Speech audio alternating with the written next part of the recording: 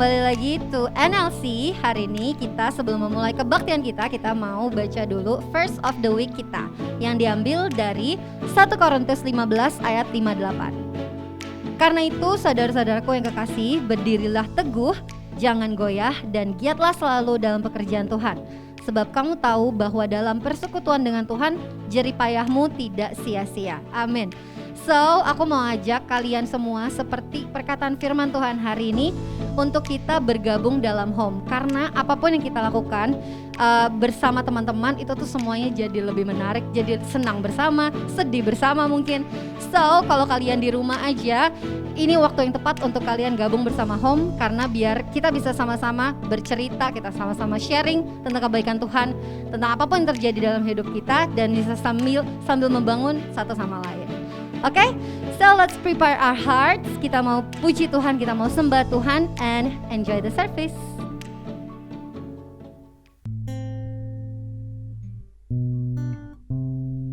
Let's prepare our heart. Let's sing the song together.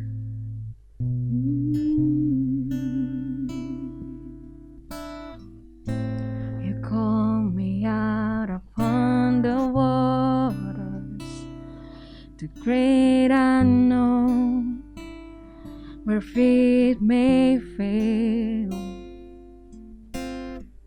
and there I find you in the mystery, oceans deep, my faith will stand.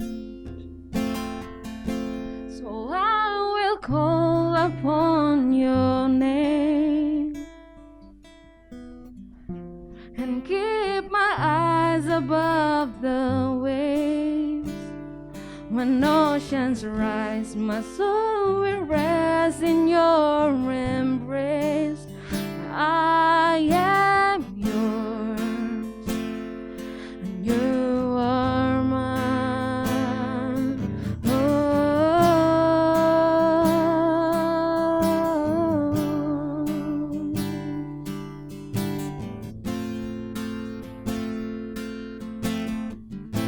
Your grace abounds in deepest waters.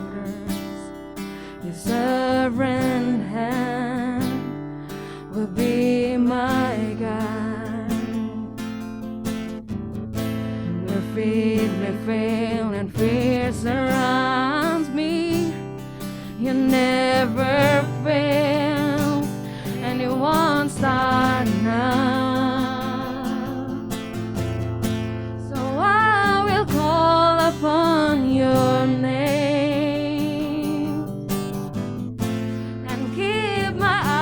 above the waves. When oceans rise, my soul will rest in your embrace. For I am yours, and you are mine.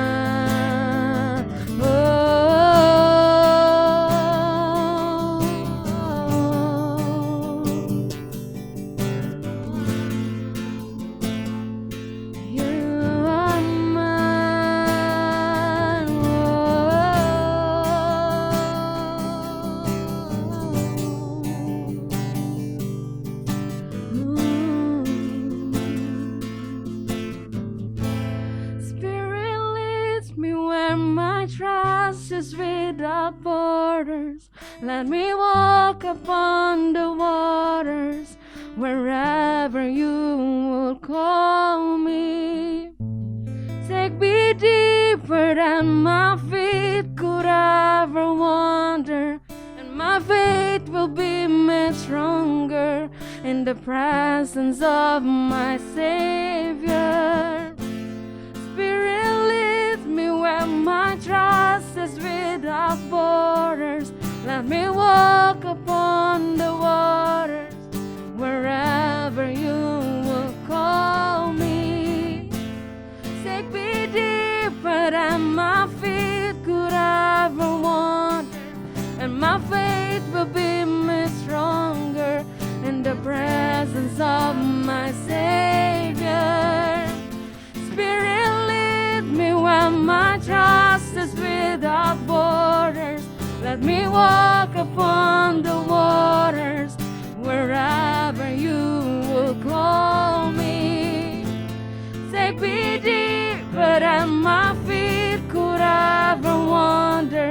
and my faith will be made stronger in the presence of my Savior.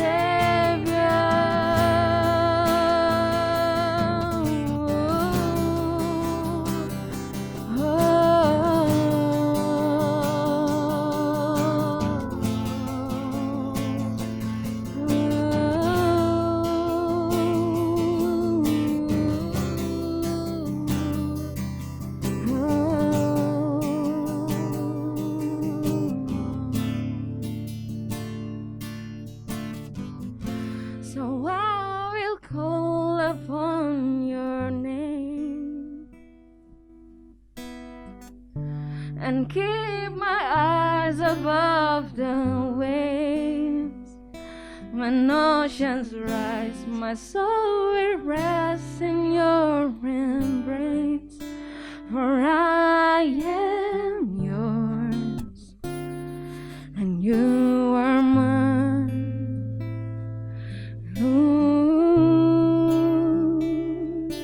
You are mine.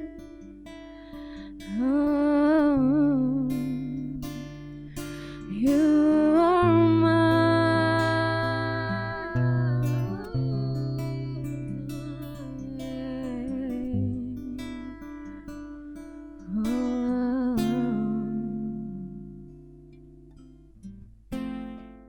Ya, Shalom.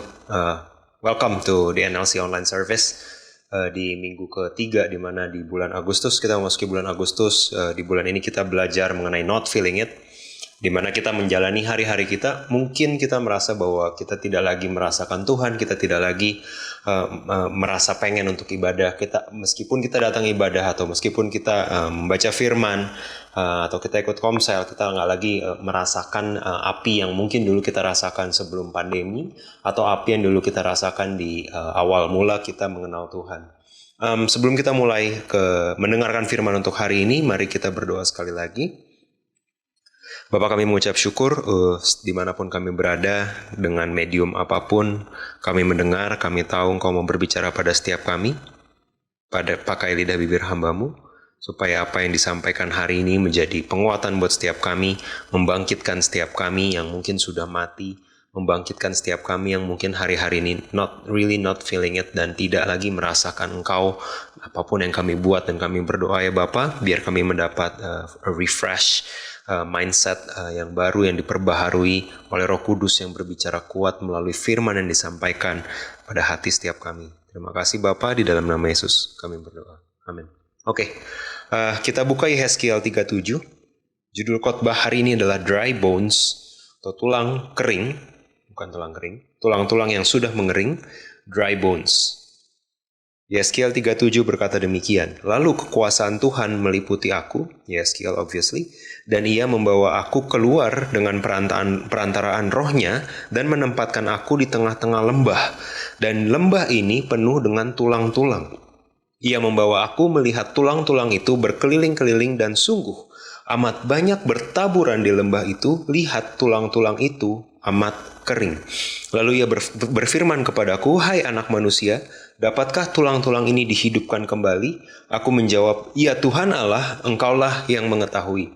It's a good point bahwa Yehezkiel tidak dengan wisdomnya atau kesotoyannya menjawab Tuhan. Dia tahu ketika Tuhan nanya ke dia, apakah tulang-tulang ini bisa hidup? You know, you are the creator. Dia tahu Tuhan adalah Tuhan yang maha kuasa. Tuhan, tidak ada yang mustahil buat Tuhannya dia. Ayat berikutnya, lalu firman-Nya kepadaku, bernubuatlah, prophesize mengenai tulang-tulang ini dan katakan kepadanya, hai tulang-tulang yang kering, dengarkanlah firman Tuhan. Beginilah firman Tuhan Allah kepada tulang-tulang ini. Aku memberi nafas hidup di dalammu supaya kamu hidup kembali. Aku akan memberi urat-urat padamu dan menumbuhkan daging padamu. Aku akan menutupi kamu dengan kulit dan memberikan kamu nafas hidup supaya kamu hidup kembali dan kamu akan mengetahui bahwa akulah Tuhan. Oke, di Yehezkiel 37 ini dikatakan bahwa Yehezkiel mendapat suatu penglihatan bahwa dia ada di lembah, ada banyak sekali dry bones di sana, tulang-tulang yang sudah mengering, dan Tuhan bilang sama dia, bernubuatlah bahwa tulang-tulang ini akan mendapatkan nafas hidup supaya bisa hidup kembali. Dan saya rasa apa yang Yehezkiel lihat waktu itu berkenaan, atau kalau kita memahami konteksnya di masa itu sangat relevan. Ini adalah janji yang Tuhan berikan melalui Yehezkiel, mengetahui bahwa bangsa Israel di masa-masa itu adalah dibuang ke Babylon, dan beberapa orang Yahudi yang kita tahu seperti Daniel, Sadrak, Mesak, Abednego, mereka hidup dalam pembuangan. There's no more Jerusalem, there's no more Judah, no more Israelites. Semua mereka live in exiles, mereka dibuang, dan mereka hidup di bawah kepemimpinan raja-raja yang tidak mengenal Tuhan. Di waktu ini Tuhan berkata bahwa semua tulang yang mati ini akan dihidupkan kembali, akan memberi nafas hidup kepadanya. The same nafas hidup yang kalau kita baca di Kejadian 1 ketika Tuhan menciptakan Adam. The same breath of life yang Tuhan berikan buat tulang-tulang ini yang membuatnya hidup kembali. Right. So, kalau kita lihat bahwa nubuatan ini dari apa yang dilihat Yehezkiel ini adalah sebuah prophecy untuk bangsa Israel yang waktu itu sudah tidak punya harapan. They live in despair, they live in keputusasaan yang sangat besar, disappointment. Mereka tidak lagi melihat temple mereka, bahkan dikatakan bahwa temples mereka itu dinajiskan oleh bangsa-bangsa yang tidak mengenal Tuhan untuk penyembahan kepada dewa-dewa lain dan lain sebagainya. Dan di masa-masa di mana bangsa Israel tidak lagi melihat harapan, di masa-masa di mana mereka tidak lagi melihat ada sesuatu yang baik yang bisa muncul buat bangsa mereka, Tuhan berkata bahwa look at this valley of dry bones, speak to it. Bernubuatlah, hai tulang-tulang kering, dengarkan firman Tuhan, aku memberi nafas hidup supaya kamu hidup kembali. Dan kita bisa lihat bahwa tulang-tulang ini bangkit kembali. Nubuatan Tuhan pasti terjadi. Terlepas dari bangsa Israel ini, mereka mau mendengar Tuhan, mau hidup taat sama Tuhan atau tidak, apa yang menjadi rancangan Tuhan pasti terjadi.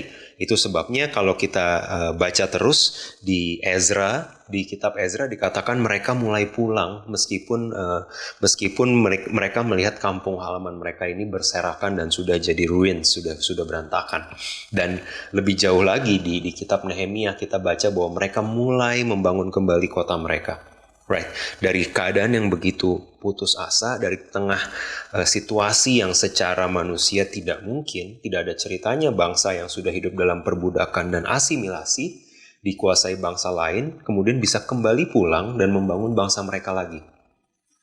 Sangat jarang bangsa yang sudah dikalahkan, sudah dibawa sebagai budak, itu bisa lepas dan kembali merdeka.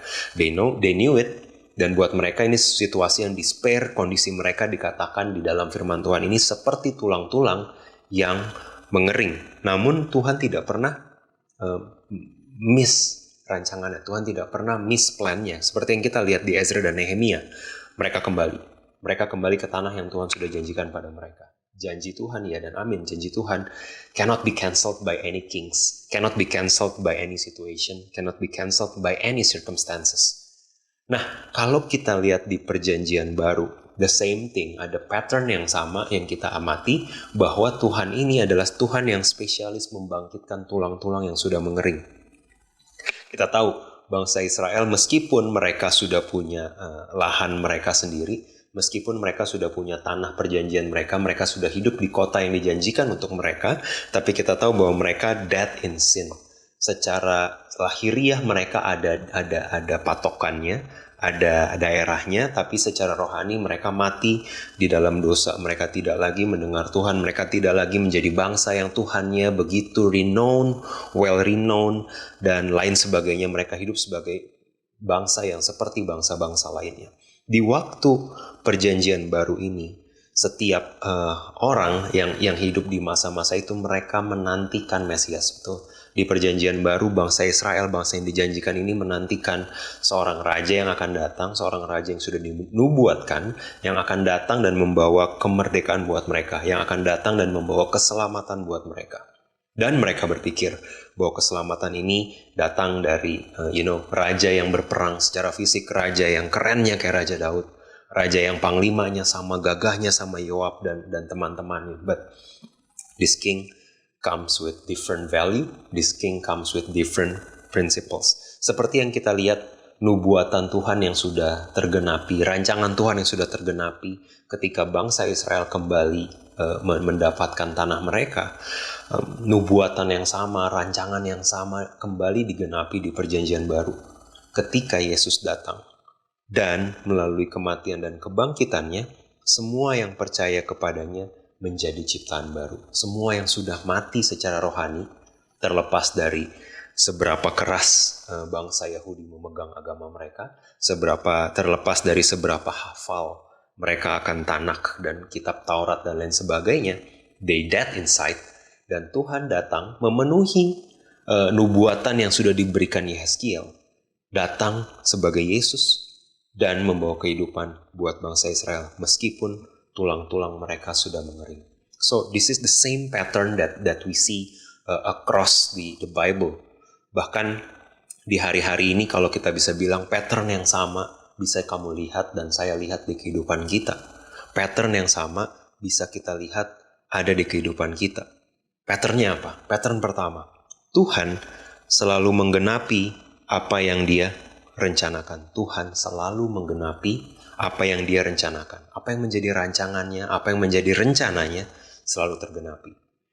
It doesn't matter bahwa tulang-tulang tersebut clinically dead, bahwa tulang-tulang tersebut secara klinis tidak ada kehidupan lagi di situ. Circumstancesnya sejelek apapun, nabi-nabinya mau dipakai ataupun tidak mau dipakai, bangsanya mau mendengar dia atau tidak mau mendengar dia, orang-orang pilihannya mau menyerahkan hidupnya untuk dia ataupun tidak mau menyerahkan hidupnya untuk dia, rancangan Tuhan, rencana Tuhan selalu terjadi. Rancangan Tuhan dan rencana Tuhan selalu digenapi. Right? So it's a privilege. Kalau kamu dan saya, kita berada in the middle of it. Kalau kita berada di tengah-tengah rancangan, di tengah-tengah rencana Tuhan, it's a privilege. Right? Kedua, Tuhan berkuasa memulihkan segala sesuatu. Tuhan berkuasa memulihkan segala sesuatu. Keadaan bangsa Israel sudah seperti lembah yang dipenuhi oleh tulang-tulang yang sudah mengering. Keadaan bangsa Israel meskipun sudah kembali ke tanah yang mereka dijanjikan, tetap hidupnya mencari Tuhan, tidak lagi mendengar suara Tuhan, mereka mati secara spiritual. In the same case, mungkin kamu dan saya hari-hari ini kita berada di situasi yang kita di tengah dry bones. Your financial situation, dry bones. Your relationship with your family, dry bones. Your ministry, dry bones. Kemauan kamu untuk melayani, kemauan kamu untuk menyembah Tuhan, dried up, sudah mengering. Udah gak ada lagi yang cinta mula-mula yang dulu kamu mungkin rasakan. Sudah gak lagi kamu ke kantor, udah gak lagi merasakan, is this what God plans? Apa sih fungsinya saya tiap hari melakukan ini? Apa fungsinya setiap hari saya ketemu sama pasangan saya, sama mungkin anak atau sama orang tua? Yes, ya udah begini aja. Cari duit, habisin. Cari duit, habisin. Cari duit, habisin. We sucked into a rat race. Kalau nggak masuk ke perlombaan religion, kita berusaha untuk menjadi yang paling beragama, atau kita lepaskan semua keagamaan dan kita berlomba jadi yang paling sukses, quote and quote, di kacamata dunia. Either way, kita mulai merasa inside you are drying up. Kamu mulai mengering, kamu mulai rasa kering, dan kalau di sini dibilang bahwa ada lembah yang dipenuhi oleh tulang-tulang yang sudah mengering, you feel that way, bahwa kamu merasa despair. Apakah saya akan merasakan cinta mula-mula saya ke Tuhan seperti dulu lagi?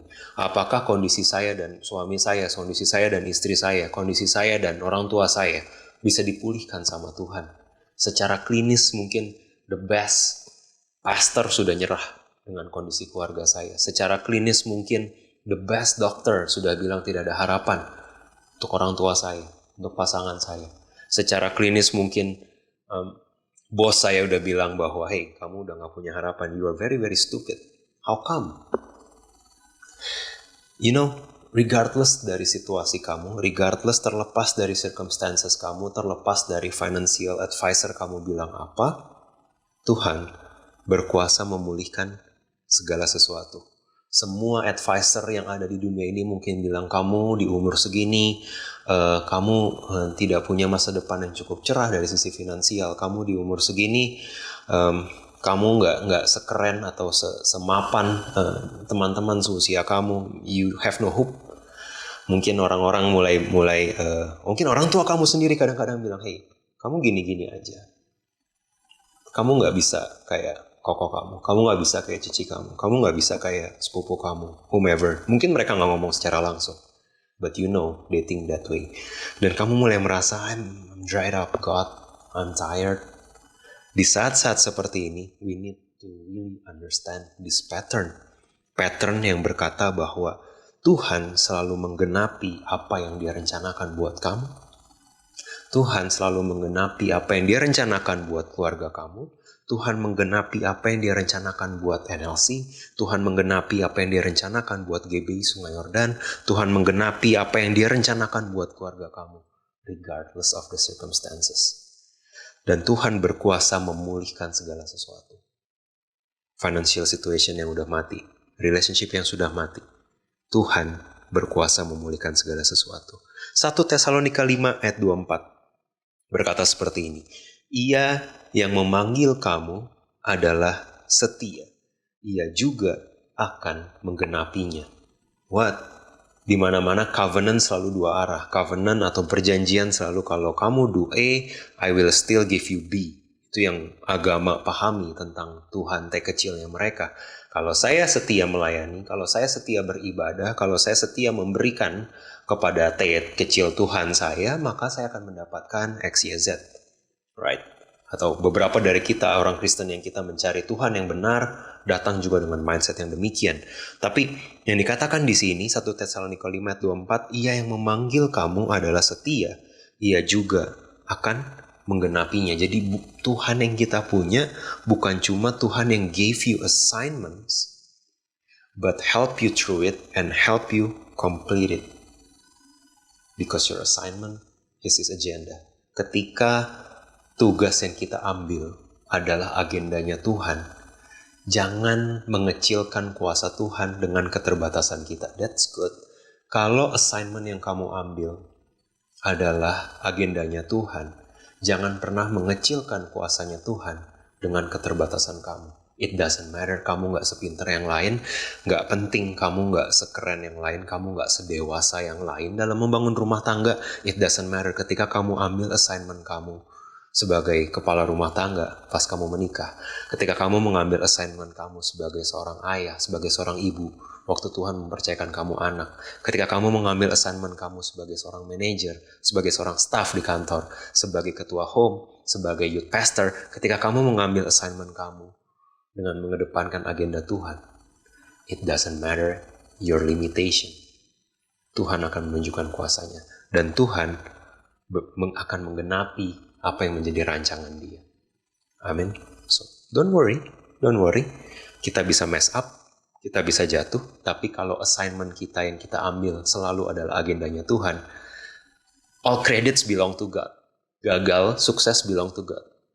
Lift up some of your burden of performance, right? Ketika kamu tahu bahwa kalau segala sesuatu ini baik, ya saya tahu saya harus kembalikan ke Tuhan karena ini semua karena Tuhan. But even if segala sesuatunya gagal, saya tahu rancangan Tuhan adalah yang terbaik.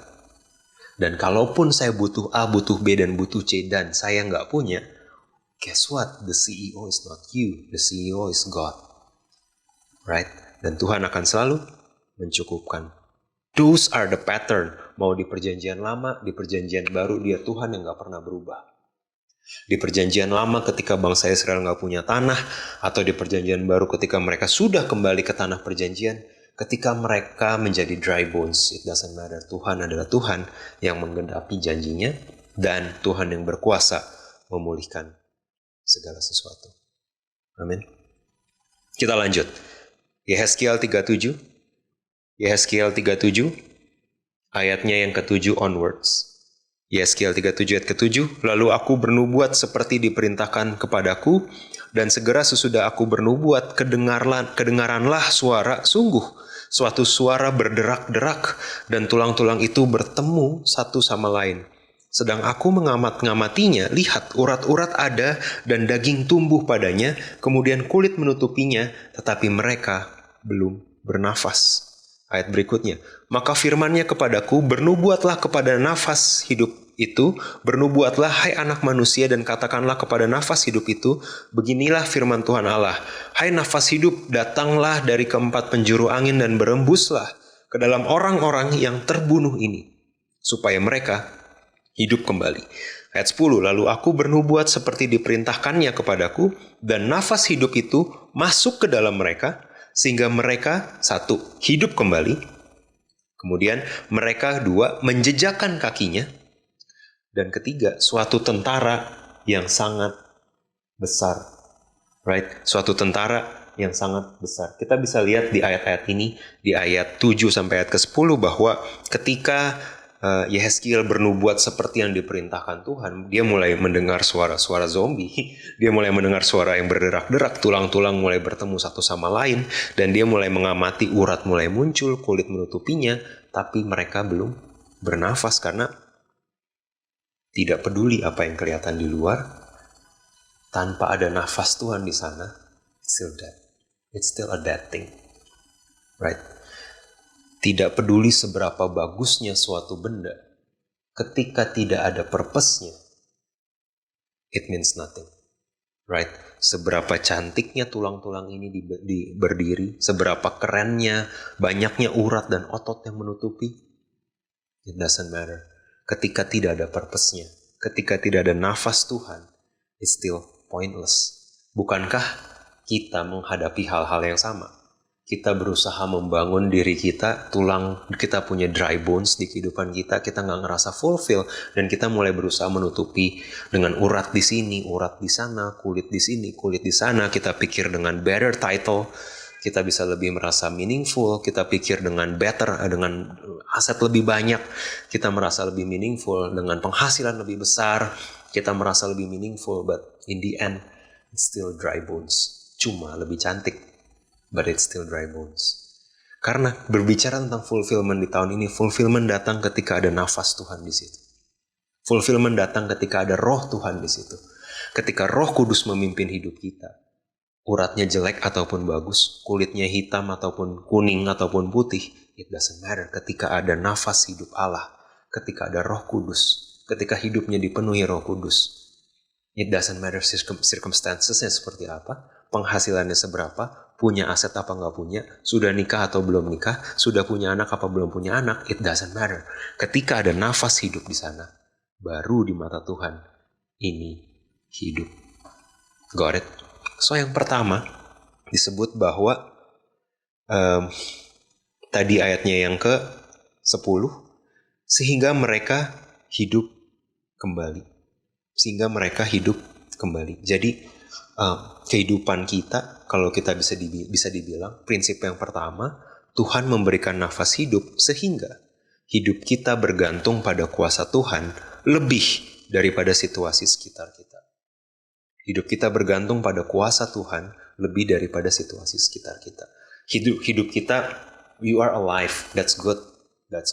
Tapi you are alive for the sake of being alive. Kamu hidup karena jantungnya masih berdetak dan nafasnya masih berhembus aja, atau kamu hidup karena ada special assignment dan special purpose yang Tuhan punya. Ini sangat berbeda. Right? Dan hidup kita, being alive is not about just breathing. Being alive, ada banyak orang yang hidup dan sudah mati, tapi impact-nya jauh lebih besar daripada mereka yang masih hidup. Why? Hidup adalah anugerah. Life is a gift. Sehingga hidup kita bergantung pada kuasa Tuhan lebih daripada situasi di sekitar kita. Artinya adalah hidupnya baik atau tidak baik di mata dunia, keren atau nggak keren di mata teman-temannya, diberkati atau tidak diberkati di mata pemuka agama, it doesn't matter. Karena kuasa Tuhan, ada nggak kuasa Tuhan di dalamnya? Ada nggak dunamis? Ada nggak Roh Kudus yang menyertai dia? yang membimbing dia, yang membantu dia membuat keputusan, itu adalah poin dari hidup sebagai orang percaya. Right? Gak peduli mereka tadi sudah dibalut oleh urat dan kulit, sebelum ada hembusan nafas hidup, sebelum ada roh Allah di dalamnya, mereka tetap mati. So you are alive. Kamu dan saya yang mendengar firman hari ini, kalau kamu sudah menerima Tuhan sebagai Tuhan dan Juru Selamat pribadi, kamu tahu bahwa Roh Kudus yang mengerjakan dalam kamu dan saya punya Roh Kudus. Right? Dan Roh Kudus yang kita punya ini yang memberi kita hidup. Atau yang kalau di minggu lalu dibilang membuat hidup kita lebih hidup. Oke? So yang pertama, they are alive. Tidak peduli keadaan mereka sebelumnya mati, ini hidup karena, menjadi hidup karena Roh Kudus. Kemudian yang kedua, dikatakan tadi di Yeskiel, bahwa mereka menjejakkan kakinya. Interesting. Right? Dikatakan bahwa mereka menjejakkan kakinya, mereka mulai berdiri. Nah, berapa banyak dari kita di bulan yang not feeling it, saya kepikiran satu kategori menghidupi kekristenan kita sebagai orang Kristen rebahan. You know, kita suka rebahan, ada playlist khusus untuk rebahan, dan kita suka pakai. Kita bangga diidentifikasi sebagai kaum rebahan, but it's fine. Ada waktunya kita sangat capek dan rebahan itu very praise the Lord, udah bisa tidur siang gitu kan. But it doesn't matter. Ini tidak berbicara soal rebahan untuk beristirahat. Ini berbicara Kristen yang rebahan. Jadi orang-orang yang hidup tadi, tulang-tulang kering yang sudah mengering tadi, ketika sudah hidup mereka bukan cuma berhenti di hidup, mereka menjejakkan kakinya dan berdiri. Right? Bukan cuma hidup tapi mereka berdiri. Kenapa berdiri penting? Kenapa menjejakkan kaki dan berdiri adalah sesuatu yang penting? Di Yohanes 5 kalau kamu baca, ada seorang lumpuh yang tinggal di pinggir kolam dan dia sudah 38 tahun dia nggak bisa berdiri, sudah 38 tahun dia dalam keadaan lumpuh dan dia mulai nyalain sekitarnya, dia mulai bilang teman-teman saya nggak bantu saya. Dan ketika Yesus datang kepadanya, pertanyaan Yesus cuma satu. Do you wanna be healed? Maukah kamu sembuh? Maukah kamu sembuh? Karena untuk sembuh, karena energi yang dibutuhkan untuk berdiri dan lompat-lompat jauh lebih besar daripada rebahan. Apalagi rebahan 38 tahun. It's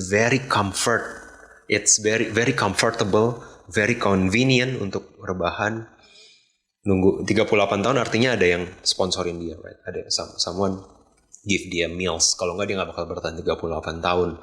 Cuma nunggu di pinggir kolam. Actually when you think about it, itu kayak kehidupan yang sangat lumayan mewah. You know, di pinggir kolam 38 tahun. Kita kayak udah lama nggak ke pinggir kolam gara-gara pandemi, right? Dia di pinggir kolam 38 tahun. Bisa terdengar mewah dan itu effortnya sangat kecil. Karena dia cuma bisa tidak bisa berjalan. Dan ketika Tuhan datang, pertanyaan Tuhan yang sangat tepat dan relevan buat dia. Do you want be healed? Apakah kamu mau sembuh? Karena pas kamu sembuh, kamu harus berdiri. Now you do not have all of that free meals anymore. Kamu gak lagi hidup cukup tidur-tiduran di pinggir kolam. You gotta live for yourself and for your family. You gonna feed your family. You gonna stand up and be a man. You gotta stand up and work. You have assignments. You have purposes. You have agenda. Kamu gak lagi cuma rebah-rebahan di pinggir kolam. Interestingnya, sebagai orang percaya, kita seneng banget jadi Kristen rebahan. Right? Kamu dengar firman ini lagi rebahan, mungkin kamu tiba-tiba langsung berdiri, wah ini prophetic sekali gitu. Kamu ketahuan nih lagi rebahan di rumah sambil dengerin YouTube gitu. It's not that, tapi cuma, hey, berhenti jadi Kristen rebahan. Karena kalau saya perhatikan, kalau dibilang ada tingkat kedewasaan rohani, how do you know seorang bayi itu sudah mulai besar? Seorang bayi sudah mulai dewasa. How do you know? Ketika, udah bisa berdiri. Udah bisa jalan. Right? Karena berdiri, jalan adalah sebuah tanda bahwa bayi ini sudah grow in the right direction. Dia nggak lagi cuma rebahan rengek sana rengek sini, komplain sana komplain sini, nangis sana nangis sini, dan minta ini minta itu. Now, dia bisa berdiri, dia bisa do things on his own. Interestingnya, di masa pandemi, mungkin banyak kita amati, kita mulai degradasi jadi Kristen rebahan. Kita sukanya rebahan, kita komsel rebahan, kita dengar ibadah rebahan, kita nonton khotbah lebih banyak rebahan, right? Kita nggak lagi berlutut, karena it doesn't relevant untuk berdoa dan berlutut lagi. Kita nggak lagi angkat tangan dan menyembah Tuhan dengan benar. Kamu dengar PW tadi juga rebahan. Everything that we do kita rebahan. Secara fisik dan sadar apa nggak sadar, secara spiritual juga kita mulai jadi orang Kristen yang rebahan. Right? Kita menjadi orang Kristen yang kalau Tuhan nggak kasih ya mau gimana lagi. Right. Kalau Tuhan belum bikin saya bertobat ya ini mungkin rencana Tuhan saya masih busuk supaya saya bisa jadi berkat. Kocak, nggak kayak gitu kerjanya Tuhan, right? Ya kalau Tuhan mungkin masih izinkan saya bergumul sama dosa, Tuhan nggak pernah ngizinin kamu bergumul sama dosa. Roh Kudus di dalam setiap kita convict you to repent from your sin. Ya kalau Tuhan izinin saya punya mindset, kalau Tuhan izinin lidah saya masih jahat, Tuhan nggak pernah ngizinin yang kayak gitu. Kita izinin diri manusia lama kita tetap berkuasa dan kita nggak berperang, kita rebahan. Tuhan berikan padaku firman hari ini yang menguatkan aku. Tuhan jangan yang jangan yang nyepet-nyepet lah. Kalau bisa yang enak-enak. Ini kan udah capek seminggu. Kalau bisa firman yang enak-enak lah. Yang enak didengar, yang ngasih pengharapan, nggak perpuluhan lagi, nggak persembahan lagi. Kaum rebahan, Kristen rebahan. Dan mau nggak pelayanan? Bisa pelayanan ini, bisa pelayanan itu. Ini kesempatan memberi. Mau nggak sharing di Komsel? No. Karena I'm too tired. Ini pandemi itu beneran nguras gua banget. Mohon maaf, memangnya yang melayani yang lain itu tidak terkuras di masa-masa seperti ini. It takes sacrifice. It takes giving. It takes a loving heart untuk keluar dari comfort zone kamu, berhenti rebahan, berdiri dan mulai mengasihi satu sama lain. Berdiri dan mulai mengasihi Tuhan dengan segenap hati. Berdiri dan mulai mempartisipasikan Roh Kudus di pekerjaan kamu. Berdiri dan mulai membuat Roh Kudus berpartisipasi gimana cara kamu komunikasi sama suami kamu, sama istri kamu di rumah. Membuat Roh Kudus berpartisipasi dalam budgeting kamu. It takes effort and sacrifice to do that. Right? Jadi ada di 1 Yohanes 2 ayat 12 itu ditulis ada 3 jenis kedewasaan rohani. Aku menulis kepadamu hai anak-anak sebab dosamu telah diampuni oleh karena namanya. Aku menulis kamu kepada hai bapak-bapak, ada anak ada bapak, karena kamu telah mengenal Dia yang ada dari mulanya, pengenalan akan Tuhan. Aku menulis kamu hai orang-orang muda karena kamu telah mengalahkan yang jahat. Aku menulis kepada kamu hai anak-anak karena kamu mengenal Bapa. Aku menulis kepada kamu hai bapak-bapak karena kamu mengenal Dia yang ada dari mulanya. Aku menulis kepada kamu hai orang-orang muda karena kamu kuat dan firman Allah diam di dalam kamu dan kamu telah mengalahkan yang jahat. Kalau kita lihat di 1 Yohanes 2 ini ada 3 step. Ada yang disebut anak-anak yang dosanya sudah diampuni, dan di sini dibilang di ayat 14 kamu mengenal Bapa. Mungkin buat saya lebih memahami, saya memahami ini sebagai anak-anak itu mengetahui ini bapaknya, bukan mengenal, mengetahui ini bapaknya. Oh ini suara papa, ini this is my dad, I know it karena dia around di rumah gitu misalkan. So sebagai anak-anak tahu bahwa dosanya sudah diampuni dan dia tahu mengenai bapaknya. That's it. Ini I would say ini Kristen yang anak-anak di ciri-ciri utamanya adalah mereka ada di posisi mereka tahu dosanya sudah diampuni. Mereka tahu Tuhan itu Tuhan yang Yahweh, yang Tuhan yang bangsa Israel dan lain sebagainya. Tuhan yang sudah mati 2000 tahun yang lalu buat dia, they know.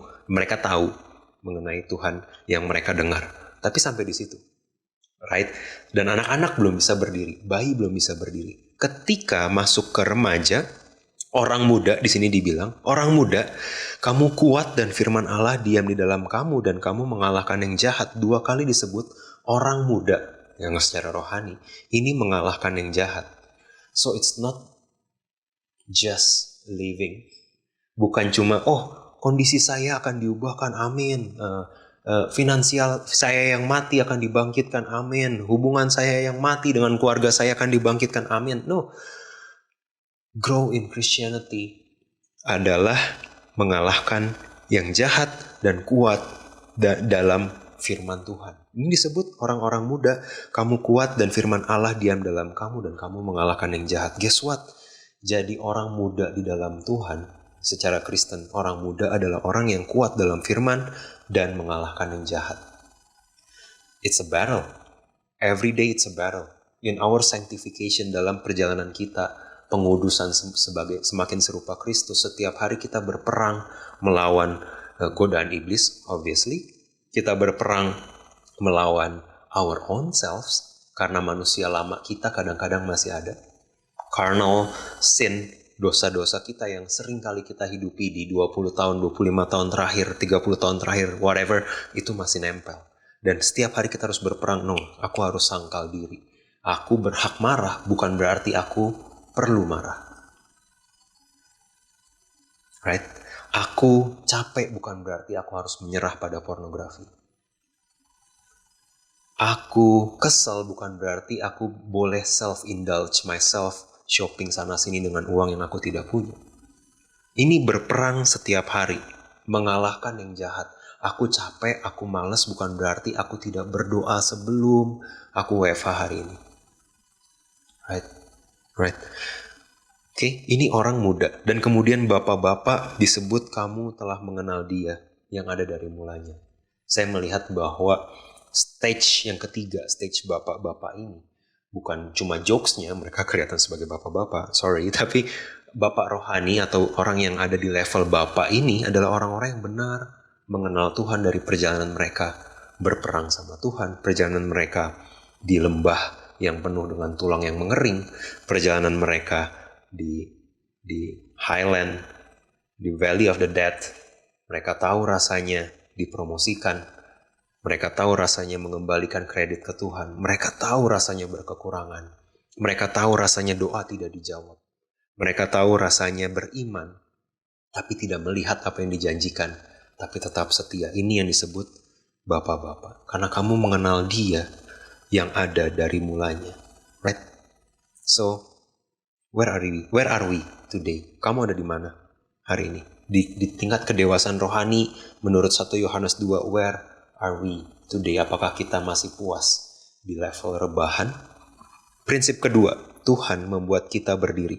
Kedewasaan ditandai dengan kemampuan kita untuk berdiri sendiri.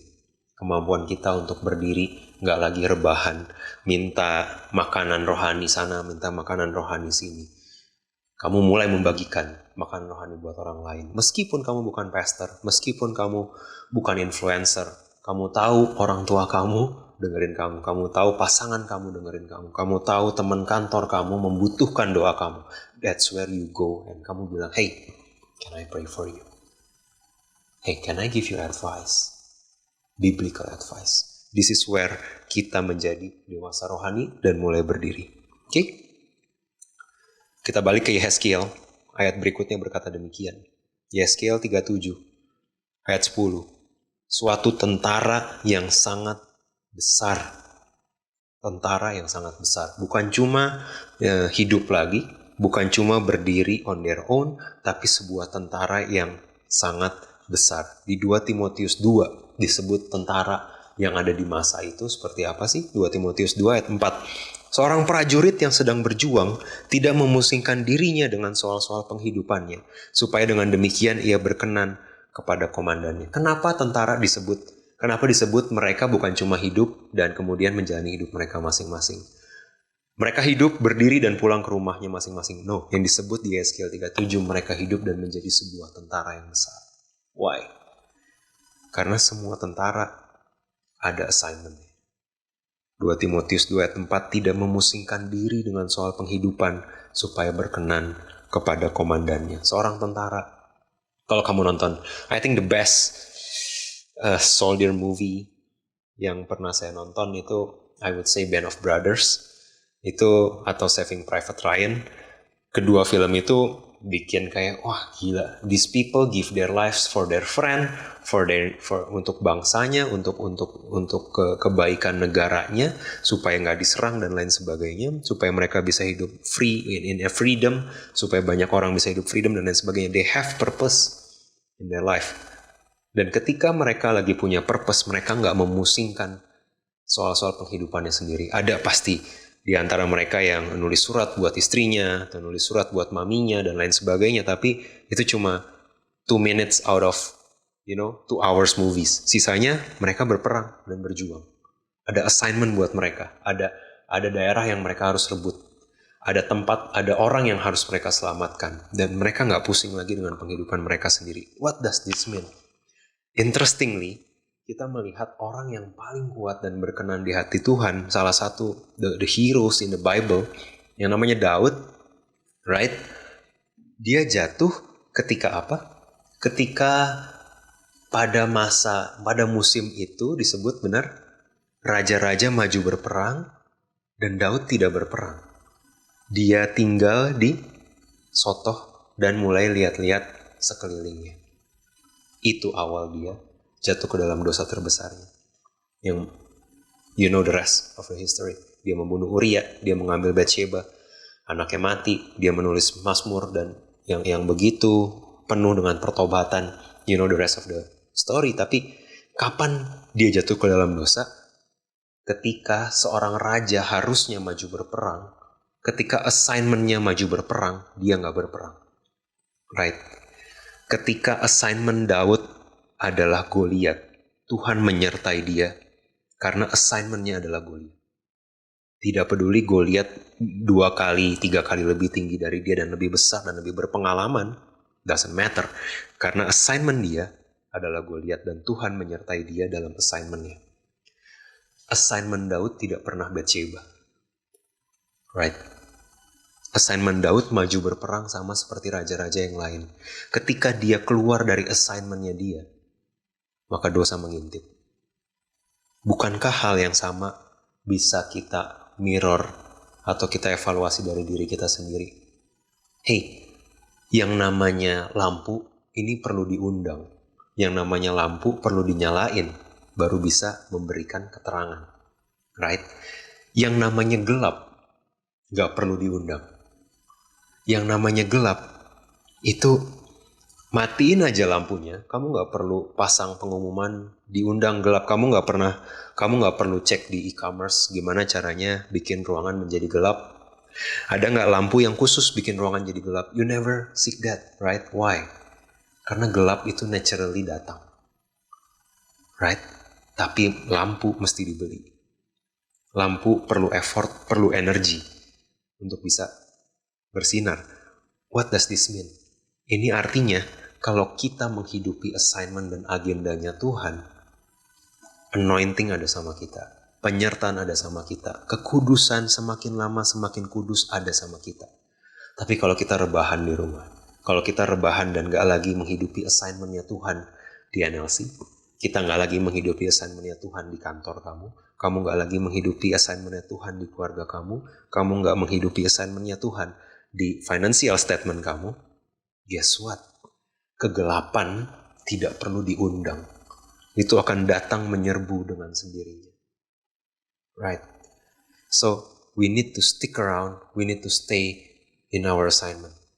Apa yang jadi assignment kamu yang mungkin kamu sudah lari hari-hari ini? Saya nggak tahu beberapa di antara kita yang mendengar, kamu tahu, kamu lebih mirip Yunus yang lagi sewa kapal menuju Tarsus. Karena kamu takut dengan assignment di Niniwe. Saya nggak tahu, mungkin di antara kita kamu mendengar firman Tuhan hari ini dan kamu berpikir, ya I know my assignment. I know saya harus bertobat apa. Saya tahu assignment saya di finansial apa. Saya tahu assignment Tuhan buat saya di relationship apa. Saya tahu assignment Tuhan buat saya adalah untuk menjaga kekudusan sebelum pernikahan. But I was defeated. Dan saya lari dari assignment saya. Hey, kalau kita tidak menghidupi bagian kita, kalau kita tidak menghidupi assignment kita rentan untuk kalah. Not even David, not even King Raja Daud bisa hidup di luar assignment yang Tuhan berikan dengan kuat sebagai orang yang takut akan Tuhan. Apalagi kamu dan saya It's very simple. It's very easy buat kita jadi malas, buat kita jadi mulai keterikatan dengan something else, terikat dengan shopping, terikat dengan gibah, terikat dengan mindless scrolling, terikat dengan kemarahan, terikat dengan profanity, terikat dengan pornografi. It will be very easy ketika kita mulai matiin lampu assignment di hidup kita. Assignment di keluarga kita matiin, assignment di NLC karena pandemi kita matiin, assignment di kantor kita mulai matiin. Yang penting gue digaji. Ya gue digaji segini, ya gue kerjain segini. Kita mulai nggak lagi excellent, kita nggak lagi melayani orang lain, kita nggak lagi berdoa untuk orang lain, kita nggak lagi mendengarkan dan menasihati orang lain, kita nggak lagi memberi untuk orang lain. Ketika satu persatu assignment tersebut, lampunya kita matiin. Dan kita rentan untuk kalah. Kita nggak dipanggil untuk jadi customer. Kita nggak dipanggil untuk jadi customer rohaninya Tuhan. Tuhan bukan CEO dan kamu customer dan Tuhan harus nge-retain kamu. Even kita bukan customer pun Tuhan memberikan the best loyalty program dalam bentuk Roh Kudus dalam kehidupan kamu dan saya. Isn't He is love? Tuhan yang luar biasa, betul? Tapi meskipun kita panggilannya sebagai tentara, Tuhan gak pernah meninggalkan kita sendiri. That how crazy His love is, right? Tapi pertanyaannya adalah, apakah kamu dan saya yang dipanggil dengan sebuah assignment khusus, yang dipanggil dengan sebuah tugas khusus, agenda khusus? Do we live our life that way? Apakah hidup kita sepadan dengan panggilan yang Tuhan berikan sama kita? That's the question. Kita nggak dipanggil cuma buat hidup. Kita nggak dipanggil cuma buat berdiri. Kita dipanggil buat jadi tentaranya Tuhan. Yang bawa senjatanya love everywhere we go. So to be alive is a gift. And to live it with Holy Spirit is a privilege. Untuk hidup adalah sebuah anugerah. Kalau kamu dan saya masih bisa hidup. Kalau Tuhan meluputkan dari apapun yang menjadi physical threat out there. Kalau Tuhan meluputkan dari segala sesuatu yang mungkin merusak mental kita, emosional kita, is a gift. Itu anugerah. Tapi untuk menghidupinya dengan Holy Spirit, menghidupinya semakin lama semakin bertumbuh, menghidupinya semakin lama semakin dewasa, semakin mengenal Tuhan, semakin jadi tentaranya Tuhan di semua assignment hidup kita, is a privilege. Amin. Mari kita berdoa. Bapak, kami mengucap syukur untuk firman yang kami dengar, biar menjadi penguatan buat kami, membuat kami berhenti. Kalau kami mendapati hidup kami hidup rebahan spiritually. Kami tahu Tuhan, panggilan-Mu jauh lebih besar. Panggilan-Mu bukan cuma supaya kami hidup, tapi supaya kami berdiri semakin lama semakin dewasa dan menjadi tentaranya Tuhan. Membawa kasih Tuhan, membawa kesaksian Tuhan kemana kami pergi.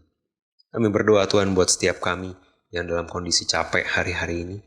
Kami berdoa biar Allah Roh Kudus yang menguatkan kami, menghibur kami, menyertai kami melalui semua kecapean kami. Kami mendapati diri kami disegarkan, mendapati diri kami datang dan beristirahat dengan benar dalam hadirat Tuhan, melihat penyertaan Tuhan, melihat campur tangan Tuhan di semua aspek kehidupan kami. Kami berdoa Tuhan untuk assignment yang mungkin kami tinggalkan, biar hari ini menjadi pesan buat kami berbalik dan kami kembali menghidupi your assignment wherever we are, wherever we go. Kami mengucap syukur, kami berdoa Tuhan, sebentar kami akan mengakhiri ibadah. Kami siapkan hati kami untuk menerima berkat daripada-Mu. Mari kita angkat tangan dan kita siap menerima berkat. Tuhan memberkati engkau dan melindungi engkau. Tuhan menyinari engkau dengan wajah-Nya dan memberi engkau kasih karunia. Tuhan menghadapkan wajah-Nya kepadamu dan memberi engkau damai sejahtera. Terima kasih Bapa, kami alaskan semua ibadah kami hari ini hanya dalam satu nama Tuhan kami yang hidup, Yesus Kristus. Dalam nama Yesus kami berdoa. Amin. Happy Sunday guys. See you next week.